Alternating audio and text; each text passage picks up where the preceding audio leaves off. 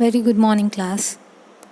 Today we are going to read a new poem, Unit 2, Chapter 4, Wind. Now, this is going to be a really interesting poem, not only because of the concept, the theme of the poem, but because of the poet as well. The poem as well as the poet both are such an interesting character. I'm sure you are really going to enjoy this poem, and there's a lot to learn from it. The concept is so unique, and the way the poet has described it, it's really marvelous. So, before we start with the poem, I want to give you a very brief introduction about the poet. It's very important to understand the poet's point of view, who is the poet, because only when you know about the poet who has written it, you will understand the concept or the message he's trying to portray you. Okay? So here is the poet. His name is Chinnaswamy Subramania Bharati. The full name of the poet is Chinnaswamy Subramania Bharati. He is a Tamil poet. He is also known as Bharatiyar, which is again a Tamil name. He was basically a Tamil writer. He has written all his poems, all his works in the Tamil language. He is not only a poet, but a journalist, Indian independent activist. He is a social reformer. He is a polyglot, multilinguistic, would say, and what not. His works are very popular, and most of his work, he is known as Mahakavi Bharati. You know what a Mahakavi Bharati means, right? A great poet. He was a pioneer of modern Tamil poetry. You could simply call him a pioneer of modern Tamil poetry, the pillar, the strong foundation of modern Tamil poetry. He was born in the year around 1882 and he died long back in 1921. And till today, his works are being read, translated, transcribed, and it's still very popular. Now, this, as I told you, this Subramania Bharati, the poet, is a Tamil writer. Okay, so all his works are written in Tamil.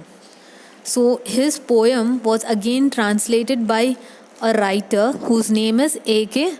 Ramanujan. Okay, his work was to translate all the Tamil poetries into English, and he has also done a considerably a great job by translating every word of Tamil's concept into a English poetry. It is not easy to translate poetry from a different language to another language. To build in the same concept within another language, it's really difficult, and this person is very well-known writer for translating all the works. Now we'll proceed with the poem. Now first we'll read the poem, and then I'll explain you the poem stanza wise. Wind. Wind, come softly. Don't break the shutters of the windows. Don't scatter the papers. Don't throw down the books on the shelf. There, look what you did. You threw them all down. You tore the pages of the book. You brought rain again. You're very clever at poking at weaklings. Frail, crumbling houses, crumbling doors, crumbling rafters, crumbling wood, crumbling bodies, crumbling lives, and crumbling hearts. The wind god winnows and crushes them all. He won't do what you tell him. So come, let's build strong homes. Let's join the door firmly. Practice it to firm to the body. Make the heart steadfast.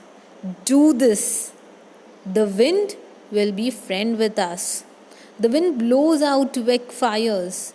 He makes strong fires rose and flourish. His friendship is good. We praise him every day. By Chinnaswamy Subramania Bharati and translated by A.K. Ramanujan. It's very important to remember the name of the poet and the name of the translator, the writer of this poem. Okay. Whenever you write a summary or any answer for any of the poetries or summaries, if you mention the poet's name or the writer's name and a very brief introduction about the poet, that's a very scoring point. You have to. English, you should mention, not only English, any language, you should mention a short, at least a short 3 to 4 lines introduction about the poet. Okay.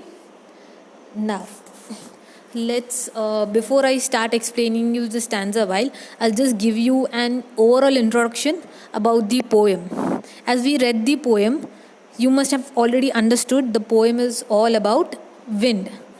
Okay. And it's all about how the wind comes, how it breaks the door, how it spoils everything. It's normal, right? So here we all come to know that we all know that wind is a natural phenomena, right? It is not man-made, it is natural phenomena. Now in this poem, the poet talks to the wind. The power of the wind has been described, and the poet says that the wind is a destructive. In this poem, he has symbolized wind as destruction. He has linked the destructive power of the wind to the adversities of life. And he says that weak people break down, but stronger people emerge out of the adversities and they come out really getting stronger. The poet here gives an important message that we should be mentally tough and physically strong in order to survive the hardship of life. A weak person breaks down like a weak building and crumbles. We must make these destructive forces our friends with our strength and determination. Now, this, what I said you was just a small introduction of the poem. Now we'll go line by line and I'll explain you what is the message of the poet through this poem.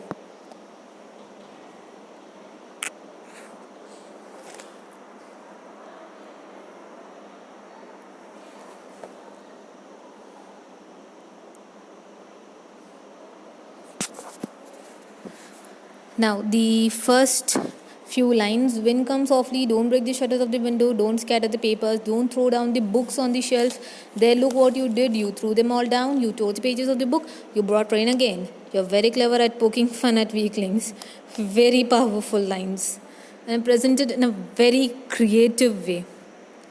Now, here the poet is talking to the wind. As I said you in the poem, he is talking to the wind about the wind, right? A personification is used. Wind is compared to the human characteristic. I've given you one clue for the figure of speech. Now, the poet is talking to the wind. He asked the wind to come softly. So, he's saying that the wind should not be very strong or loud. He says that it should be soft and subtle, slow. Then he says that the wind is very powerful. It is destructive. It breaks the shutters of the windows. It scatters and throws away all the papers. The wind is so and very powerful that all the books which are kept on the shelf fall down. So here the poet is describing the power of the wind. He says to the wind to look at the destruction that it has done.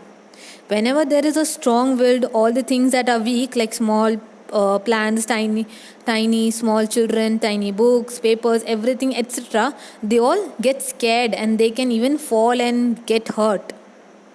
We can say that in this initial part of the poem, the poet is referring to wind as a young child. He is saying that it should come softly, just like a small child does. And as we go down in the later part of the stanza, we come to know that the wind is a destructive, just like a youth, just like a young boy or a young girl who is free of energy, violence and destruction. So the year in the first stanza is clearly described as the symbol of destruction.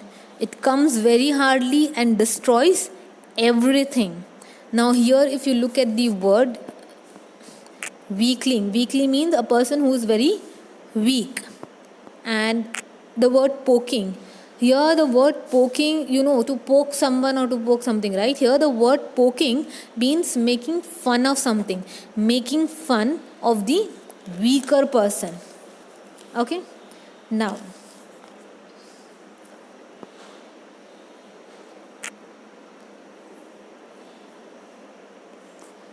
frail crumbling houses, crumbling doors, crumbling rafters, crumbling wood, crumbling bodies, crumbling life, crumbling hearts. Repetition of the word crumbling, crumbling, crumbling. Again you got a figure of speech repetition. Right, now what does this crumbling means? What is crumbling? Here crumbling means to fall or to cause something to break. Okay, so if you see this line, everything is crumbling here. So here the word, as I said, it is repeated so many times, is because to lay stress that everything crumbles in life. Everything crumbles in the face of a strong wind. So the writer here is saying that when wind is very popular, it is very strong. It leads to breakage of everything. Houses which are weak fall. Doors which are weak fall. The beams on which the roof of the building are supported, as they fall, all the wooden structures fall, all the bodies of people fall, animals, life, hearts, etc. Everything so falls apart. Okay, so he is saying that everything crumbles, falls apart. As I told you, crumbles here means to cause destruction or falling apart. Everything that is weak reacts by falling down and breaking in the face of adversity. So the poet is saying that whenever a weak person faces any adversity or challenge in life, he breaks down and falls. A best example I could give you when your exams comes on your head.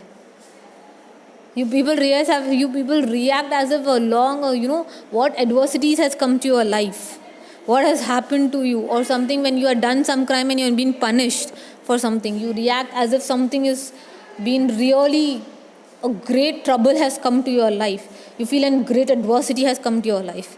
Okay, so weak people, those who are weak, they fall apart. Now the next lines. This line is really important. A very important message. Such a good message is conveyed by just this one single line. The wind god winnows and crushes them all. Such a wonderful message. Such wonderfully said. The poet here is addressing the wind as wind god. And he is saying that the powerful god of wind, winnows. You know what is winnows means? To sieve, to separate the weeds.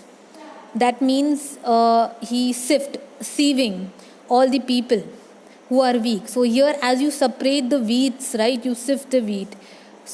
I'll show you here, this one. Yeah, here you could see the people here sifting, they are sieving here. They are separating the wheat from the, they are separating the grains, right, through the help of the wind. So here he tries to say that when that the powerful god of wind winnows, that means he sieves all the people who are weak, fall down and get crushed.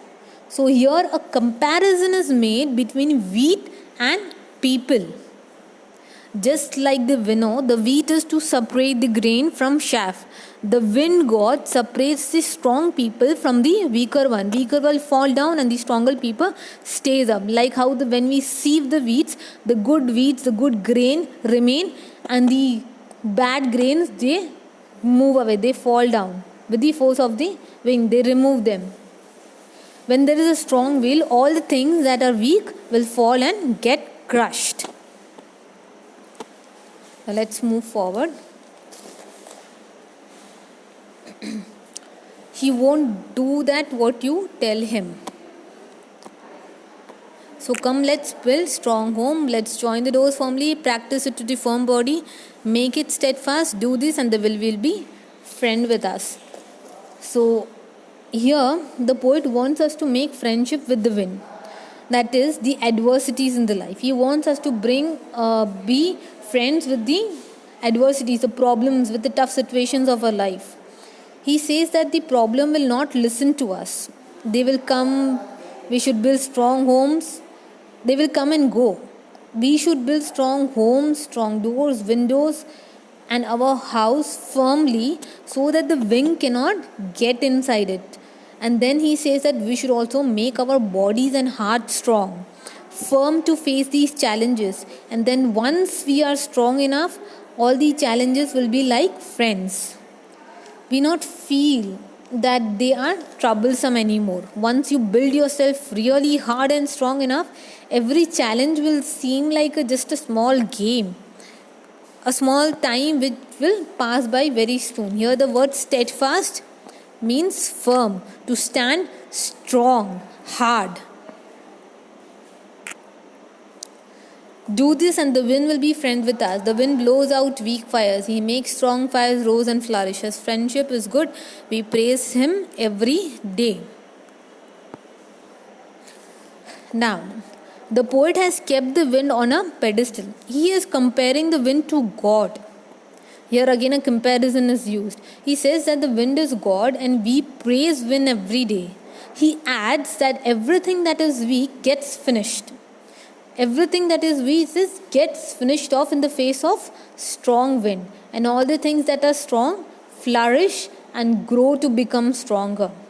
He is giving us a very important message that we should not feel bad what we are facing. So many challenges and adversities in life comes. We should make ourselves physically and mentally strong to face these challenges. And once we are strong enough, we will overcome all the challenges. We will become friends with them, and then we will be happy that we had these challenges in our life, because they actually help us to become a better person. I will give you a very, very small and a very simple example and end this lecture. As you know, right, the process of making a gold. How is a gold made? It is made, the gold shines only when it is being burned really hard.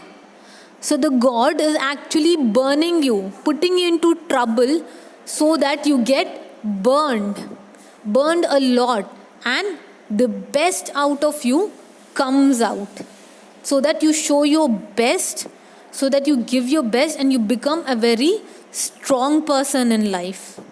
Because only when you burn, only when you fall into this tough situation, you'll come out and shine like the gold. Thank you, class.